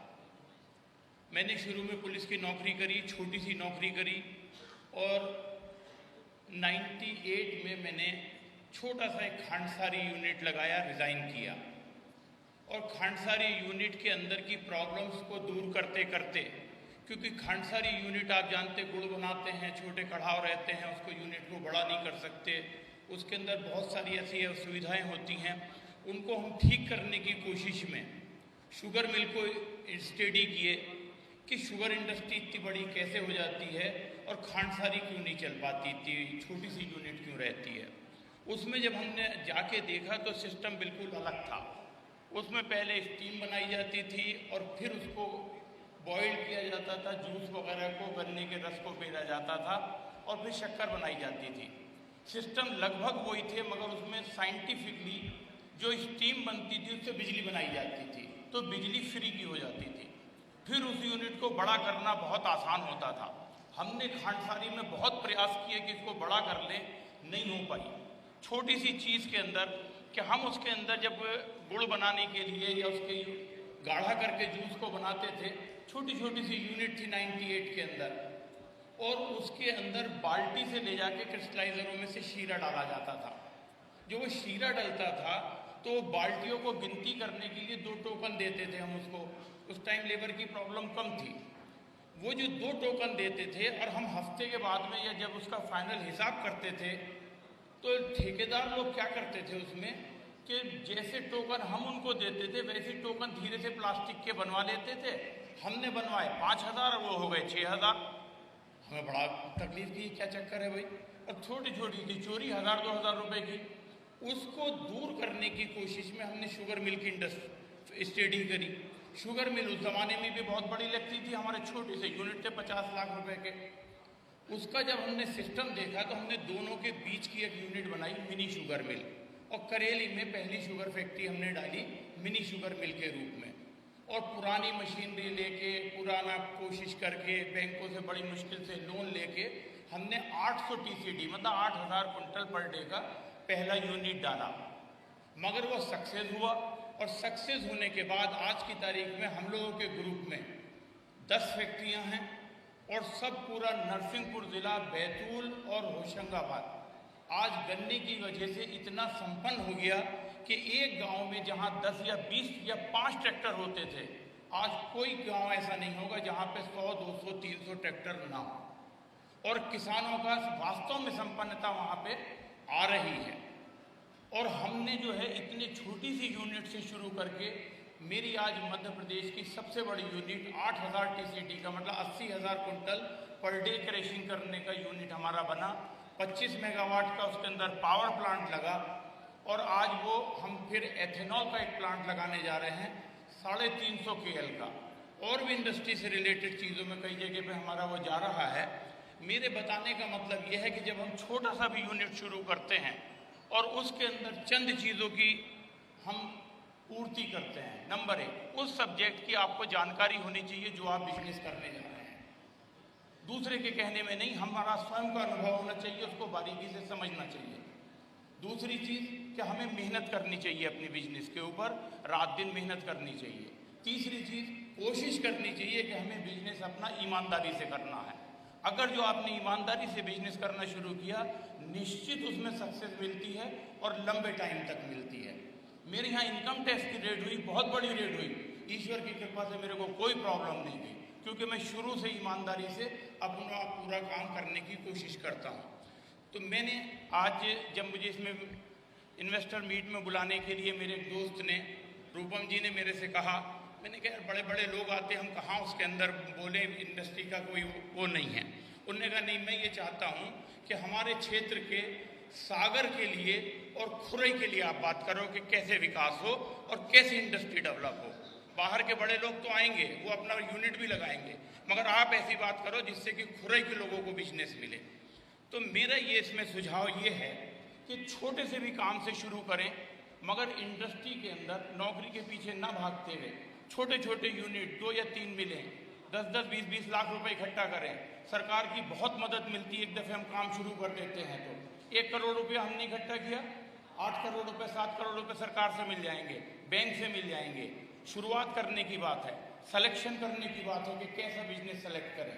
आपकी किस्मत से इतना बड़ा यहाँ पे मौका मिल रहा है कि इंडस्ट्री एक ऐसी आ गई कि जैसे मान लीजिए हमारी शुगर इंडस्ट्री है, कम से कम 3 करोड़ पॉलीथीन बैग हमारे यहाँ पे पर साल लगते हैं, मगर पूरा गुजरात से आती है या नागपुर से आती है। यहाँ पे प्लांट डलना चाहिए उसको पॉलीथीन बैग बनाने का, जो इसके अंदर पैकिंग होती है, कोई बहुत बड़ा यूनिट नहीं है। अब जैसे हम एथेनॉल प्लांट लगाने जा रहे हैं, हमने उसकी स्टडी शुरू करी, तो जब हमने एथेनॉल, क्योंकि बड़ा यूनिट है वो, अब तो 250, 300, 400 करोड़ रुपए का यूनिट है वो, हमने जब उसकी स्टडी शुरू करी तो उसमें बताया कि मक्का जो है हमारे यहाँ की बहुत अच्छी क्रॉप है। नरसिंहपुर के अंदर, यहाँ सागर में भी बहुत अच्छी मक्का होने लगी है, मगर उसकी कुछ समस्याएं हैं। तो मैंने उसकी जब स्टडी करी तो ये पाया कि यहाँ की मक्का के अंदर फफूंद लग जाती है। जैसे उसको तोड़ते हैं, उसके बाद उसको धीरे धीरे करके सुखाते हैं, उस सुखाने के दौरान उसके अंदर थोड़ा सा फफूंद लग जाती, दिखाई नहीं देती, मगर उसके अंदर फफूंद आ जाती है। और जब हम उसके जो प्रोडक्ट्स बनाते हैं, उनको जब विदेश में या कहीं बड़ी जगह पे भेजना चाहते हैं, तो वो कंटेमिनेट होकर उसके अंदर कैरेक्टर्स आ जाते हैं उसके, जो गर्म करने से या कहीं से भी दूर नहीं जाते। तो हमने स्टडी करी कि भाई कैसे, हमने अमेरिका लड़के को भेजा, तो उसने बताया कि वहाँ पे हर जगह पे मक्का को सुखाने के लिए ड्रायर्स लगाए जाते हैं, और ड्रायर पे जब लगाया जाता है तो खर्चा तो थोड़ा आता है, जितना सूखना है वो तो किसान के घर भी सूखेगा और बाहर जाके फिर हमारे यहाँ पे भी सूखेगा। तो हमने जब उसको समझा, जैसे यहाँ पे भी मक्का होने लगी है, एथेनॉल के प्लांट आ रहे हैं, बहुत अच्छा मक्का का रेट मिलेगा, ये एरिया बहुत अच्छा डेवलप हो सकता है मक्का के लिए, और है भी यहाँ पे मक्का। तो हम कोशिश करेंगे कि यहाँ पे बहुत बड़ा ड्रायर लगाएं, जो कि गन्ना किसान जो है जैसे ही फसल काटे अपनी खेत पे से, जो उसको 1.5-2 महीने तक उसको सुखाना पड़ता है मक्का को धीरे धीरे करके, वो उसको चक्कर में न पड़े और सीधे वो हमारे पास ले आए, हम उसको ड्राई कर देंगे। ड्राई करने के बाद स्टोर कर लेंगे। अगर जो आपको उस दिन बेचना है तो उस दिन बेच दे, 1 महीने बाद बेचना है 1 महीने बाद बेच दे, वो आपका उतना जमा रहेगा। या जब भी आपको बेचना है ड्राई करके उसे ले जाएं। तो जब हम कोई बिजनेस शुरू करते हैं, उसके अंदर से अपने आप रास्ते निकलते हैं, जब उसको हम सॉल्व करने की तरफ बढ़ते हैं। हमारे यहाँ पे जैसे नरसिंहपुर के अंदर हम लोग शुगर फैक्ट्री वाले लगभग हर साल 500 ट्रॉलियाँ लेते हैं। खुरई का नाम संयंत्र के अंदर नाम है बहुत बड़ा, मगर जो सारी ट्रॉलियाँ हम लोगों के यहाँ आ रही हैं वो गुजरात से आती हैं या महाराष्ट्र से आती हैं। तो हमको ये प्रयास करना चाहिए, बड़े व्यापारियों के अलावा जो मध्यम क्लास के जो होशियार लोग हैं, कि जाएं उनको स्टडी करें कि ये जो ट्रॉलियाँ हैं वो ट्रॉलियाँ वैसी बनाएं जो उसके लिए गन्ने के ट्रांसपोर्टेशन के लिए ज़रूरी हैं। मैं समझता हूँ कम से कम 50 से 100 करोड़ रुपए साल का व्यापार यहाँ पे केवल ट्रॉलियों के बनाने से मिल सकता है, जिसके अंदर बहुत बड़ी कोई चीज़ नहीं है, बड़े आराम से अपने यहाँ, क्योंकि आप लोग एक्सपर्ट हैं उस तरह की चीज़ों को बनाने के लिए खुरई का नाम रहा है। जितनी इंडस्ट्री के अंदर हम देखते हैं मशीनरी एग्रीकल्चर की खुरई की मिलती है। आज मैं तो पहली दफ़े खुरई आया, इतनी छोटी जगह पे इतना बड़ा विशाल एक संस्थान आ रहा है, उसके बहुत सारे फायदे मिलने वाले हैं। मगर मेरा निवेदन माननीय मंत्री जी से भी रहेगा कि लोकल के लोगों को सप्लाई में भी प्रेफरेंस मिले, कि अगर जो मध्य प्रदेश यहाँ का कोई आदमी इस इंडस्ट्री का कोई लेता है और उसको मध्य प्रदेश में यूज़ करता है तो उसको थोड़ी छूट मिलनी चाहिए बाहर वालों के कंपैरिजन में। तो कुछ दिनों के लिए जो शुरुआत बिगिनिंग की प्रॉब्लम रहती है इंडस्ट्री के लिए कि उसको थोड़ा प्रॉफिट ज़्यादा चाहिए है, वो उसको जैसे बेनिफिट मिलना शुरू होगा तो यहाँ के लोकल के लोग उसके अंदर एंटर हो जाएंगे। और छोटी सी यूनिट, जो एक हमारी छोटी सी खांडसारी यूनिट थी, आज कम से कम इतनी बड़ी कि 5,000 करोड़ रुपए के इस ग्रुप के अंदर महेश्वरीकर हम लोगों के ग्रुप के अंदर शुगर इंडस्ट्री आ गई और बिल्कुल छोटी से, कि आप समझ लीजिए मैंने थानेदारी से शुरुआत करी, क्या लेवल होता थानेदार का, और बहुत छोटे से शुरुआत करके आज हमारे पास में 3 शुगर मिल हैं, पावर प्लांट है, फार्मा कंपनी में एक वो है, एथेनॉल का एक प्लांट लगाने जा रहे हैं। मगर ये शुरुआत छोटे से जो करते हैं उसमें स्टडी करके लोकल के लोगों को ट्रेनिंग देना कि कैसे उनको लोन मिले। परिवार के अंदर प्रॉपर्टी भी है, पैसा भी है, मगर बैलेंस शीट में नहीं दिखाई दे रहा, बैंक उसकी लोन नहीं देती। तो हमको ये ऐसी ट्रेनिंग देनी पड़ेगी नए लड़कों के लिए, एंटरप्रेन्योर को, कि कैसे वो पैसे को वाइट की पूंजी बताएं, परिवार से कैसे उस पूंजी को लें जो कि उसको बैलेंस शीट में दिखाई देने लगे। इनकम टैक्स रिटर्न जमा करे, कोई जरूरत नहीं टैक्स देने की, मगर उसके अंदर दिखाई देना चाहिए कि उसके पास उतनी पूंजी है, तुरंत बैंक आपको लोन देगी। ये हम लोगों की भी जिम्मेदारी है, इंडस्ट्रियलिस्ट जो हैं, कि छोटी इंडस्ट्रियों को खड़ा करने के लिए नए लड़कों को अपने यहाँ बुलाएं, ट्रेंड करें, छोटी इंडस्ट्रियाँ लगवाएं। आपके यहाँ सौभाग्य से बहुत बड़ी इंडस्ट्री आ रही है जो कि इंडिया की नहीं वर्ल्ड क्लास इंडस्ट्री है, उसके द्वारा जो छोटी छोटी इंडस्ट्रियाँ लगेंगी उसके लिए कोई संस्था जैसे MSME है, ये एक परमानेंटली उनको नए लड़कों को कैसे लोन मिले, कैसे उनके पेपर्स तैयार हों और कैसे वो प्रॉफिटेबल। मगर आपको जिसको भी बिजनेस करना है, अपने बिजनेस को दूसरे के कहने पे शुरू ना करके पहले खुद उसको समझे, उसकी नौकरी करे जाके, उसको समझने के बाद फिर इंडस्ट्री में डाले, कभी भी फेल नहीं होगा। ईमानदारी और मेहनत और पब्लिक का हित हमेशा याद रखो कि जो हमारे आसपास के लोग हैं उनका जब हम हित सोचेंगे, विपरीत परिस्थितियों में वो ही हमारा साथ देंगे। बहुत दफ़े हमारी ऐसी प्रॉब्लम आई कि हमारे खिलाफ पेमेंट देने में जब प्रॉब्लम है, क्योंकि शुगर इंडस्ट्री का एक प्रॉब्लम है कि उसमें शुगर जो बेची जाती है साल भर बेची जाती है और गन्ने का पेमेंट आपको 3 महीने में देना पड़ता है। मगर हमारे यहाँ के किसानों ने हमारे पक्ष में खड़े हुए कि नहीं साहब, इंडस्ट्री को आज हमारा बहुत अच्छे रिलेशन है, हमने दूध डेयरी लाने की कोशिश कर रहे हैं जिससे कि चक्र ऐसा बने कि खाद और पेस्टिसाइड से बचें। हमने पूरे किसानों से मिलकर तय किया है कि हर आदमी अपने यहाँ पे डेयरी डालेगा, प्रत्येक आदमी, भले ही 5 गाय की डाले, 10 गाय की डाले, उसके गोबर से अपनी ज़मीन को बचाएगा, पेस्टिसाइड और खाद से बचाने की कोशिश करेगा ज़मीन को। धीरे धीरे करके वो पूरा चक्र बनेगा। हमारे यहाँ मध्य प्रदेश के अंदर बहुत बड़े स्कोप हैं कि अगर मक्का हमारे यहाँ होती है, गेहूँ हमारे यहाँ होता है, चावल हमारे यहाँ होती है, हम पूरे वर्ल्ड को सप्लाई कर सकते हैं। एनिमल फीड का बहुत बड़ा स्कोप है हमारे यहाँ पे। तो मैं ज़्यादा समय नहीं लूँगा, बहुत कम टाइम है, और मुझे यहाँ पे बोलने का मौका दिया, मेरी बात रखी, उसके लिए बहुत बहुत धन्यवाद। Thank you very much. बहुत धन्यवाद सम्मानीय नवाब रजा साहब, जिन्होंने अपनी सफलता की कहानी और उद्योगपतियों के लिए, नव उद्यमियों के लिए जो विशेष प्रकार के कार्य होते हैं उनके बारे में आपको जानकारी दी। और अब ये खुरई इन्वेस्टर मीट समिट 2023, इसके अंतर्गत आज एक letter of interest LOI sign होने के लिए जा रहा है। विंग्स एग्रीकल्चर प्राइवेट लिमिटेड के श्री हीरेन पटेल जी जो सिद्धकुआं सागर से हैं, हम उनको यहाँ आमंत्रित करते हैं। माननीय मंत्री जी के समक्ष यह लेटर ऑफ इंटरेस्ट यहाँ साइन होगा। इनके यहाँ दाल का उत्पादन हुआ, चना की दाल, मसूर की दाल, उड़द की दाल, और ये प्रदेश की सबसे अधिक उत्पादन करने वाली इकाई होगी और देश की तीसरी सबसे बड़ी इकाई होगी। चना, मसूर और उड़द, इन दालों का उत्पादन हमारे कृषक भाई करते हैं, किसान भाई करते हैं, तो इससे कृषि उत्पाद की बढ़ोतरी होगी। कृषि उत्पाद की बढ़ोतरी होगी तो उस क्षेत्र का भी विकास होगा। ये लगभग 15 हेक्टेयर में ये प्लांट होगा जिसमें 210 करोड़ रुपए का पूंजी निवेश होगा और 300 से अधिक लोगों को रोजगार प्राप्त होता। तो ये LOI साइन हुआ माननीय मुख्य अतिथि, माननीय मंत्री जी के समक्ष। और अब निवेदन के साथ आग्रह पूर्वक आप सबकी तालियों के साथ कार्यक्रम के मुख्य अतिथि माननीय मंत्री माननीय श्री भूपेंद्र सिंह जी को उनके उद्बोधन के लिए हम यहाँ सादर आमंत्रित करते हैं। माननीय मंत्री जी।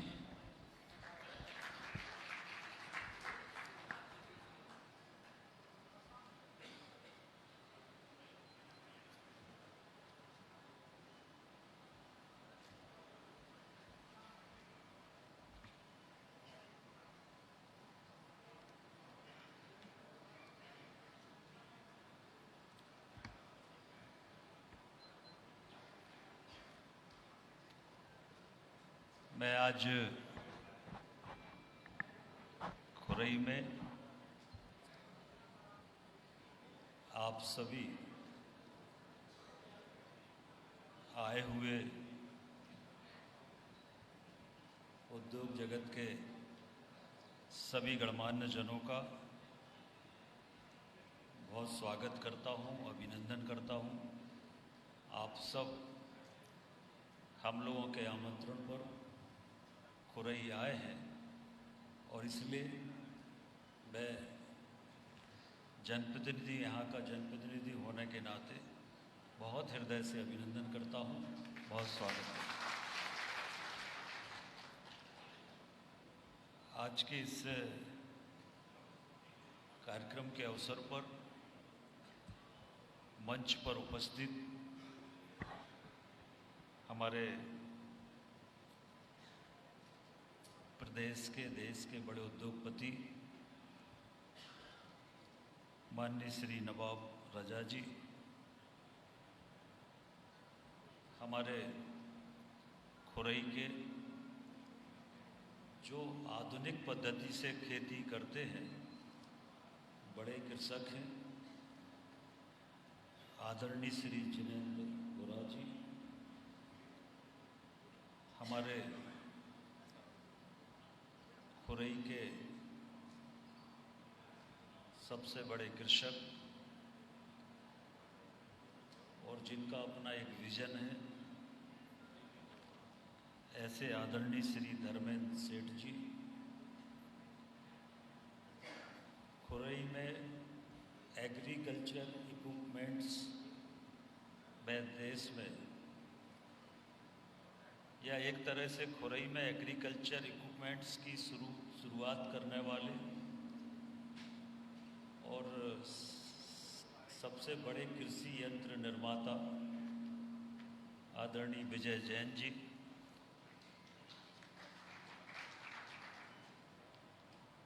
आदरणीय विजय जैन जी की ओर से आज हमारे सभी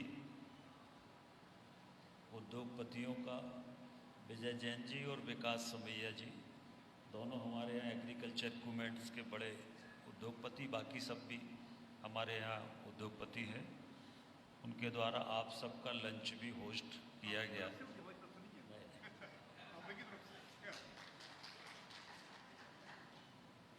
नगर पालिका अध्यक्ष खुरई श्रीमती नन्यवा अहरवार जी, हमारे कलेक्टर सागर श्री दीपक जी को इन्वेस्टर समिट का और इंडस्ट्री के बारे में काफ़ी अच्छी उनकी स्टडी है। और बालाघाट कलेक्टर वो जब थे तो बालाघाट में भी एक उन्होंने सफल इन्वेस्टर समिट की थी और आज की भी इन्वेस्टर समिट में उनकी महत्वपूर्ण भूमिका है। एसडीएम खुरई श्री रवीश जी, एसडीओपी खुरई श्री सचिन परते जी,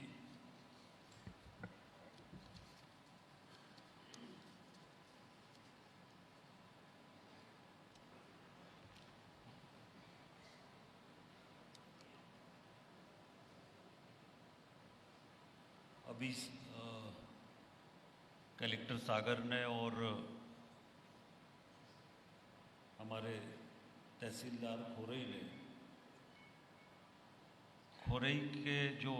खुरई के बारे में जो हमारे यहाँ खुरई में जमीन उपलब्ध है उसके बारे में आपको जानकारी दी है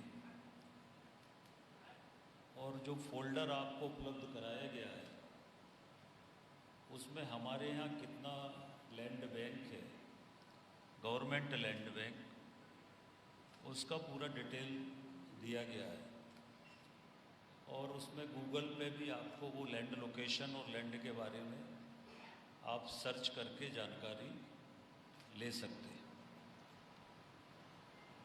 पिछले दिनों माननीय प्रधानमंत्री जी बीना आए थे और बीना में एक बहुत बड़ा औद्योगिक निवेश बीना रिफाइनरी का एक्सटेंशन और पेट्रोकेमिकल का प्लांट, जिसका 50,000 करोड़ का इन्वेस्टमेंट है, उसका उन्होंने शिलान्यास किया था। देश के अनेक उद्योगपति उस कार्यक्रम में उपस्थित थे। पिछले 12 सितंबर को ये कार्यक्रम हुआ था। और जैसा आप जानते हैं कि किसी एक स्थान पर 50,000 करोड़ का इन्वेस्टमेंट एक बहुत बड़ा इन्वेस्टमेंट होता है। कई स्टेट गवर्नमेंट का जो बजट होता है वो 50 करोड़ उनका एनुअल बजट होता है। अभी पिछले दिनों उत्तराखंड के सीएम खुरई में एक कार्यक्रम में आए थे, हमने आमंत्रित किया था। तो उनकी स्टेट गवर्नमेंट का जो बजट है वो 86,000 करोड़ है, और ये जो इन्वेस्टमेंट है ये 50,000 करोड़ का इन्वेस्टमेंट। तो कई राज्यों के बजट बराबर बजट के लगभग ये इन्वेस्टमेंट बीना में हो रहा है।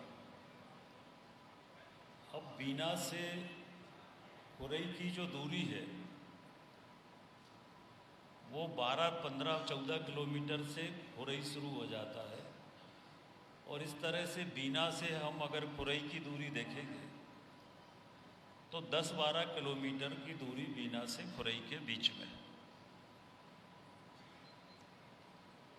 और अगर हम गवर्नमेंट लैंड की दृष्टि से देखेंगे तो बीना के आसपास हम लोगों के पास गवर्नमेंट लैंड उपलब्ध नहीं है। वहाँ जो भी है वो प्राइवेट लैंड है, और उसमें भी चूंकि वो प्रोवाइडेड एरिया है तो लगभग 5 किलोमीटर तक तो कोई निर्माण कर नहीं सकते। सेकंड, अब जो प्राइवेट लैंड है वो काफ़ी महंगी है, काफ़ी कीमती है, और प्राइवेट लैंड परचेज करके इंडस्ट्री लगाना एक काफ़ी बड़ा इन्वेस्टमेंट इसमें होगा। तब फिर हम गवर्नमेंट लैंड के बारे में सोचते हैं।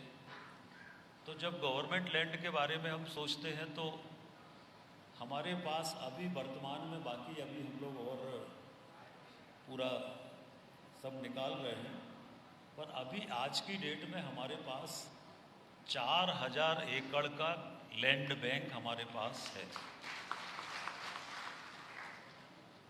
पूरा लोकेशन वाइज हम लोगों ने सब डिटेल जो फोल्डर है उसमें दिया हुआ है, और इसमें से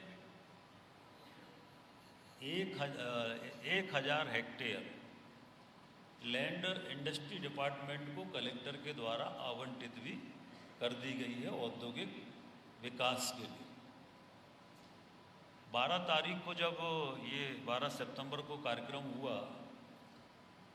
तो मुझे लगा कि हमारे क्षेत्र में औद्योगिक रूप से सबसे ज़्यादा संभावनाएं हैं, क्योंकि हमारे यहाँ एक उद्योग के लिए जो जो आवश्यकताएं हैं वो उसकी सारी पूर्ति हम लोग करते हैं। एक तो हमारी रोड कनेक्टिविटी चारों तरफ, सागर से खुरई से सागर की दूरी लगभग 50 किलोमीटर, बीना से खुरई की दूरी लगभग 12 किलोमीटर बॉर्डर से अगर हम लेते, सीमा से लेते हैं तो।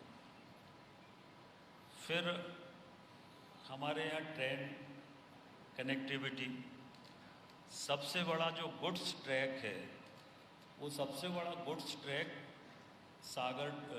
बीना टू कटनी सबसे बड़ा गुड्स ट्रैक है, जहाँ पर तीसरी लाइन भी कंप्लीट होके चालू हो गई है। तो गुड्स ट्रैक भी हमारा रेलवे का सबसे बड़ा है। सागर से हम अगर खुरई से सागर जाते हैं तो 2 ओवरब्रिज होते थे पहले, अब दोनों ओवरब्रिज पे आरओबी बन गए। हमारे खुरई के अंदर, शहर के अंदर 2 आरओबी थे, दोनों आरओबी स्वीकृत हो गए, टेंडर हो गए और काम शुरू हो गया। तो लगभग 1 साल में दोनों ROB भी कंप्लीट हो जाएंगे। खुरई हमारा भोपाल रोड को भी कनेक्ट करता है। 15 किलोमीटर से हम भोपाल रोड से कनेक्ट हो जाते हैं। 20 किलोमीटर से हम दिल्ली रोड से जो स्वर्ण जयंती कॉरिडोर है वहाँ से कनेक्ट हो जाते हैं। और जो हमारा मालथौन वाला एरिया है वो तो 4 लेन कॉरिडोर पर ही है, जिससे हमारी सीधी दिल्ली कनेक्टिविटी, वहाँ से डायरेक्ट दिल्ली से लेकर नागपुर तक सीधी कनेक्टिविटी हम लोगों की वहाँ से होती है। बीना में भी सारे ओवरब्रिज बन गए हैं। जितने बीना में ओवरब्रिज थे, चूँकि बीना जंक्शन है तो ओवरब्रिज थे, तो वो सारे के सारे ओवरब्रिज भी बीना के कंप्लीट होकर चालू हो गए हैं। तो अब कहीं पर भी रोड कनेक्टिविटी में किसी भी प्रकार की प्रॉब्लम नहीं है, सभी जगह और अच्छी रोड कनेक्टिविटी 2 लाइन 4 लाइन की रोड कनेक्टिविटी है। हमारे पास पावर सप्लाई 24 आवर्स है। आप सब जानते हैं कि हमारा जो स्टेट है वो सरप्लस स्टेट है लाइट के मामले में, उसमें और हमारे खुरई में 24 आवर्स 24/7 यहाँ पर पावर सप्लाई उपलब्ध है। 24 घंटे बिजली हमारे यहाँ उपलब्ध रहती है। और पानी की दृष्टि से देखेंगे हम तो पानी की दृष्टि से हमारे इस विधानसभा में 3 बड़े बांध लगभग बनके तैयार हैं। एक बीना से जो हनौता डैम है जिसकी दूरी 3-4 किलोमीटर है बीना से, 4 किलोमीटर के लगभग है, बीना नदी पर बना है, वो भी इस साल कंप्लीट हो जाएगा। तो हनौता डैम है। फिर बीना के लिए जो सिंचाई परियोजना है बीना नदी परियोजना, उस पर भी लगभग 70-80% काम हो गया है। 3600 करोड़ का ये प्रोजेक्ट था और इससे भी हमारे यहाँ एग्रीकल्चर में 24 घंटे सिंचाई के लिए पानी, ये भी इस साल हम लोग चालू कर लेंगे। तो 24 घंटे इससे सिंचाई के लिए हमारे यहाँ पानी उपलब्ध रहेगा। तीसरा जो हमारा मालथौन के पास है उल्दन डैम है, जो 2600 करोड़ की लागत से लगभग 50% काम हो गया है। डैम का काम करीब हो गया है और वहाँ से भी सिंचाई को लेकर और बाकी सारी चीज़ों के लिए तो वहाँ पर भी पर्याप्त मात्रा में पानी हमारे पास उपलब्ध है। तो 3-3, 4-4 डैम है। बीना नदी बिल्कुल खुरई के चारों तरफ से लगी हुई है। तो रोड कनेक्टिविटी, वाटर सप्लाई और इसके साथ साथ इलेक्ट्रिक का और रेलवे का, ये सारा हमारे यहाँ खुरई में उपलब्ध है। दूसरा हम अगर देखें तो कृषि के क्षेत्र में खुरई को पूरे देश में जाना जाता है। खुरई का जो गेहूं होता है वो देश में सबसे अच्छे क्वालिटी का गेहूं माना जाता है और देश में कई जगह खुरई के नाम से गेहूं मार्केट में बिकता है। तो हमारे यहाँ की जो ज़मीन है वो बहुत उपजाऊ है और सभी हमारे यहाँ फसल होती है, गेहूं हो, चना हो, सभी फसल बड़ी मात्रा में होती है और कृषि का क्षेत्र भी बहुत बड़ा हमारे खुरई के अंदर है। तो कृषि उत्पादन भी बहुत बड़ी मात्रा में हमारे यहाँ होता है। तो एग्रीकल्चर बेस्ड जो इंडस्ट्री है, एग्रो बेस्ड इंडस्ट्री है, वो हमारे यहाँ बड़ी उसकी संभावना है। एग्रीकल्चर इक्विपमेंट्स की बहुत बड़ी संभावना हमारे खुरई में है, अभी भी है, पहले भी चली रही है। लगभग सब मिलाकर 50 इंडस्ट्री इस समय छोटी, 75 फैक्ट्री इस समय खुरई में चल रही है। जो एग्रीकल्चर इक्विपमेंट्स की फैक्ट्री है वो 75 यहाँ पर चल रही है। इसके साथ बीना में जो पेट्रोकेमिकल का प्लांट आ रहा है और उससे जो प्लास्टिक बेस्ड इंडस्ट्री लगना है, ऐसा माना जाता है कि लगभग हज़ारों की संख्या में इंसुलरी यूनिट इससे लगेंगे। तो उसके लिए सबसे ज़्यादा अगर सुविधा और ज़मीन उपलब्ध है तो वो हमारे इस खुरई क्षेत्र में चारों तरफ उपलब्ध है, जिसका हम लोगों ने पूरा आपको लैंड बैंक का पूरा रिकॉर्ड आपको, ये सारी गवर्नमेंट लैंड है तो वो हम लोगों ने आपको दिया हुआ है। तो यहाँ पर एग्रीकल्चर इक्विपमेंट्स का, एग्रीकल्चर हब का और पेट्रोकेमिकल प्लांट आने के बाद इंडस्ट्रियल हब का ये बहुत बड़ा सेंटर खुरई आज की तारीख में हो गया है और आने वाले समय में और ज़्यादा ये बढ़ेगा। तो इसलिए हमने अभी तक जो इन्वेस्टर समिट होती थी वो इन्वेस्टर समिट या तो इंदौर में होती थी, ये मध्य प्रदेश में तो लगभग इंदौर में ही हुई है और बाकी जगह होती थी। और इसलिए हमने कहा कि जब तक हमारी तरफ से ये प्रेजेंटेशन नहीं होगा तब तक उद्योगपतियों की जानकारी में खुरई के बारे में नहीं आएगा। और इसलिए हमने आज आप सबको आमंत्रित किया है कि आप सब हमारे खुरई में आए और खुरई में हमारे यहाँ जो औद्योगिक संभावनाएं हैं हर क्षेत्र में, उसके बारे में आपको हम बता सकें। और साथ ही इसके साथ साथ खुरई जो है वो विकास के मामले में भी बहुत तेज़ी से आगे बढ़ रहा है।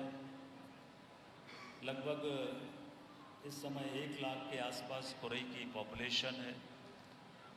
स्किल्ड हमारे यहाँ बच्चे हैं, काफ़ी स्किल्ड सेक्टर में काफ़ी काम यहाँ पर हम लोगों ने किया है।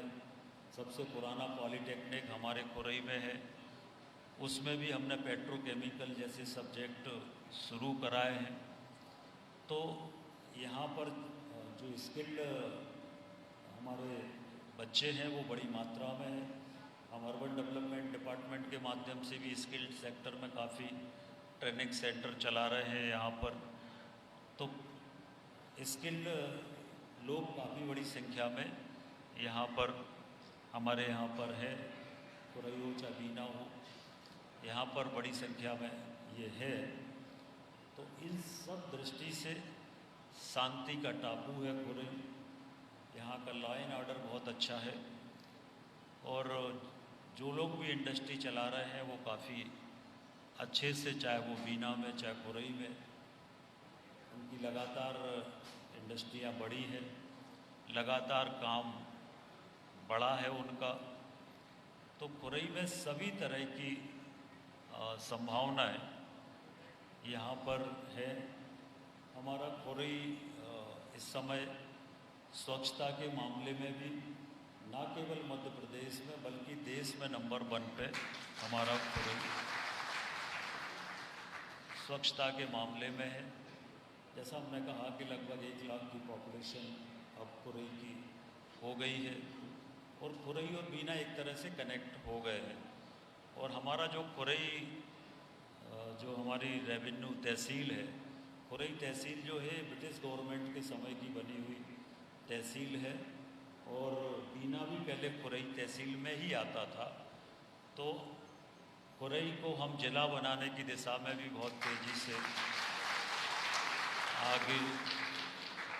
तेज़ी से आगे बढ़ रहे हैं और आगे पीछे खुरई को हम लोग जल्दी जिला बनाएंगे। इसके साथ साथ यहाँ पर सभी तरह से औद्योगिक विकास की संभावनाएं हैं और इसलिए हमने एक शुरुआत की है और इस इन्वेस्टर समिट को हम लोग हर वर्ष करेंगे। और हर वर्ष, अभी तो चूँकि हम लोगों के पास समय कम था, ये पेट्रोकेमिकल प्लांट का अभी 12 तारीख को ही शिलान्यास हुआ, इसलिए सबसे पहले इसको लेकर अगर इन्वेस्टर समिट पूरे मध्य प्रदेश में हो रही है तो वो खुरई के अंदर सबसे पहले इन्वेस्टर समिट हो रही थी। अभी मैं इंदौर में एक कार्यक्रम में था,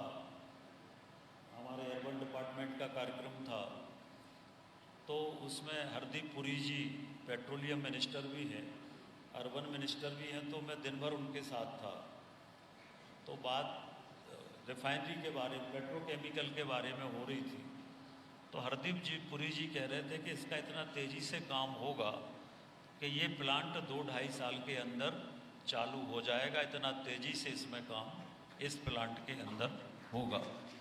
तो आने वाले 2-2.5 साल के अंदर ही हम लोगों को रॉ मटेरियल प्लास्टिक के जितने भी उत्पादन हैं जिसमें हज़ारों यूनिट लगना है, वो रॉ मटेरियल भी हम लोगों को आने वाले 2 वर्षों में उपलब्ध हो जाएगा। और बाकी अभी हमारे पास जो एग्रीकल्चर से संबंधित और बाकी, और इसकी आप शुरुआत करेंगे, इंडस्ट्री बनाएंगे, डेवलप करेंगे, सारी चीज़ें करेंगे, तब तक पेट्रोकेमिकल प्लांट भी चालू हो जाएगा। तो हर तरह से यहाँ पर औद्योगिक निवेश की अपार संभावनाएं हैं। मैं आप सबको आमंत्रित करता हूँ और ये भी आप सबको आश्वस्त करता हूँ कि यहाँ पर सभी प्रकार की सुविधाओं की जिम्मेदारी मेरी होगी। किसी भी प्रकार से आपको कोई कठिनाई प्रशासनिक लेवल से लेकर हम नहीं आने देंगे और हम सब मिलकर आपका स्वागत करते हैं। आप आइए खुरई में और आकर आप निवेश करिए। मुझे इस बात की भी प्रसन्नता है कि आज हमारी शुरुआत बहुत अच्छी हुई है और पहला निवेश कितना, 200 करोड़ का, 210 करोड़ का पहला निवेश यहाँ पर आज हुआ है। तो एक अच्छी शुरुआत इसकी हुई है। इसके लिए भी मैं आप सबका बहुत अभिनंदन करता हूँ, धन्यवाद भी करता हूँ। और अब मैं आप सबको आयोजक होने के नाते आप सभी को लंच के लिए मैं आमंत्रित करता हूँ। सभी उद्योगपति गण हमारे और सभी हमारे मीडिया के मित्रगण, हमारे अन्य सभी जनमान्य गण, तो उद्योगपतियों के साथ हम लोग सब बैठ के लंच करेंगे और लंच के समय बाकी बातचीत भी होगी। और उसके बाद अभी कितना समय, 1 घंटे बाद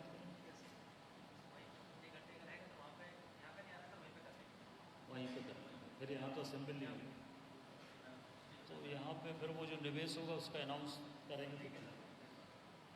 तो अभी 2:10 हुआ है,